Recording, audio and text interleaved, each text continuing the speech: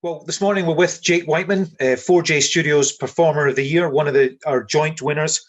Jake, just to ask you, were you watching on Saturday night, and how did you feel when you heard Chris van der Kuel say the words jointly? Yeah, so I was watching actually at my dad's because I was in isolation. They have a little annex, and I was over the way from there. So he was watching in one building, and I was in a building about 20 meters away watching it with my girlfriend in isolation. And yeah, I always thought beforehand it was going to be a tie between Gemma and Laura.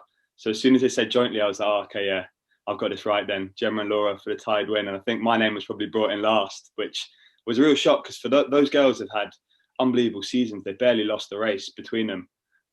So to be put up against them as a joint winner is pretty special, to be fair. Well, I know you did tweet actually about that, and how honoured you felt to be bracketed with Gemma and Laura. So how does it feel for that three-way tie? Did you think it was quite a nice outcome in a sense? Yeah, it was nice for me to be put up against them because the seasons they've had, I didn't think that would be the case. So we've travelled around to a lot of the same races this year. So I've been fortunate enough to witness both Gemma and Laura racing so well this year, and they've been so dominant in the way they've raced. They were both 8 and 15. That yeah, to be put alongside them is something that I didn't feel at the time was very deserved. I felt like I was almost shouldn't be up there, but it's obviously like a nice touch to see that Scottish Athletics feel that way about my season as well. Well, we certainly did, Jake. I mean, you opened your year looking back. You had a couple of indoor races, but also remember you coming to Glasgow on a fairly cold day in February to run the Alan Scally Relays. Just a word about that event, which I think you helped lead Edinburgh AC to victory. Did you get a sense that day of the vibe that's sort of coursing through Scottish athletics? Well, certainly at that point, Yeah, the positive vibe. yeah, I've always felt that, to be fair, coming back up and running for the club, that it's almost like a pleasure for them to have me up there. It seems when people have me in a team, so I always feel so welcomed. But yeah, that it's always nice to race up in Scotland because it's so rare that it happens for us now. And that turned out to be almost one of my last races for what seemed like a long time, because we thought there was going to be a track season at that point still, and there didn't seem to be one until about August. So yeah, I loved coming up for that, and I was hoping to maybe if there was something before the new year to get up for that, maybe even come and do a national cross over the next few years. So anytime I can get the opportunity to, I always love coming back up because it's such a nice occasion and always so welcome. We'd be delighted to see you at Falkirk I or think I'd get other venues. absolutely battered, so I don't know if you'd even notice that I'm there. Well, that you've mentioned that long period of lockdown, and I know that's very frustrating for a lot of athletes. But I just checking up on your Monaco run, and I want you to tell us or talk us through the 3:29:47.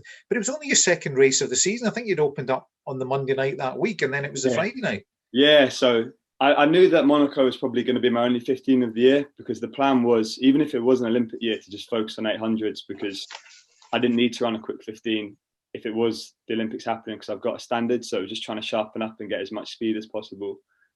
Which is the surprise about Monaco is that everything had been geared towards running a quick 8, and whatever happened in Monaco happened. But I think there's something special about that track and about that meet that you know that if you're going to run something really quick, it's going to be there. So I kind of went into it with the approach that there's nothing to lose. So I may as well just get on whatever pace is going. And yeah, it was literally a lot of the time when you run your best times, you come away and feel like that was easy. And that it wasn't easy, like it hurt like hell. But because we were literally metronomic in the way we ran, it felt so good to be running like that. And to know that I can mix it running that sort of time against those guys is what I need confidence wise to go into next year. And also against on the British all time list to see what kind of company I'm in means that those guys have come away and got global medals at Olympics and Worlds. So I hope that I can put myself in the same sort of caliber as that over the next few years. Just when you're at the bell that night, are you conscious that a PB is sort of on? I mean, there's a marvelous picture I think of you looking at the clock at the 29. I think Yeah, just as you cross the line, and yeah. the I think realization, I suppose. because the bell would have been the first time I looked at the clock because a lot of those races it's just a blur, and I was Yeah. literally you hear the splits but you don't really acknowledge them. And I think I looked at the clock and I'm not sure what I hit. I think it was like 2:34.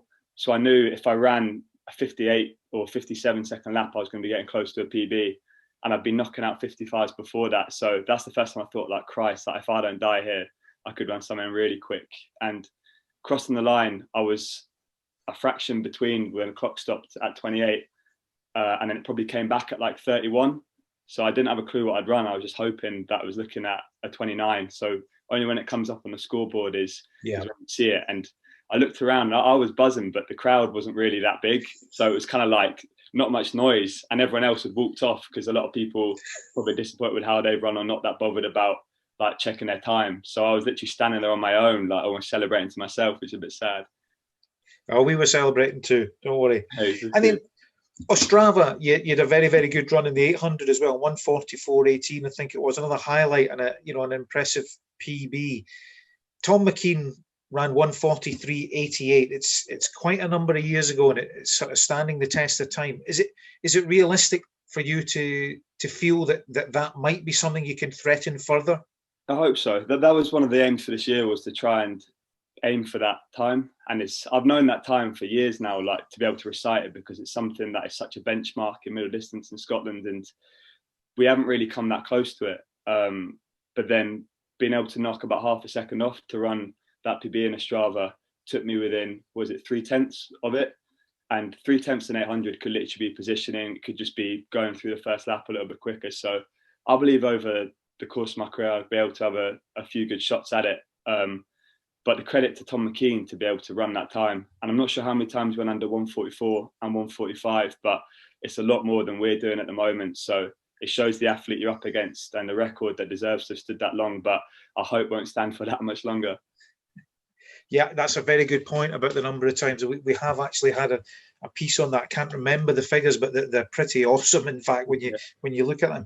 So just finally then, what are the immediate plans? I know you'll be getting into winter training. I'm just wondering if you're still using the gym equipment that you sourced in Gumtree. Yeah, I thought I wouldn't have to be using it much anymore, but yeah, it's probably going to have to go back to that at this rate. This year, the sad thing is, between last year and this year, the build-up was perfect up until about Easter. And then it was only from Easter forward that was disrupted, whereas this year's going to be the opposite. I think we'll be disrupted up until Easter and then hopefully get our normal plans from then. So when we normally go up to the States, up to altitude before Christmas, that's probably not going to happen. So it's probably going to be somewhere in Europe, and then hope to get to South Africa after. But it's mainly staying injury-free and consistent, and hopefully that can pay off by having a good 2021. All the best for next year, Jake, and congratulations on the 4J Studios Performer of the Year joint award. Thank you very much.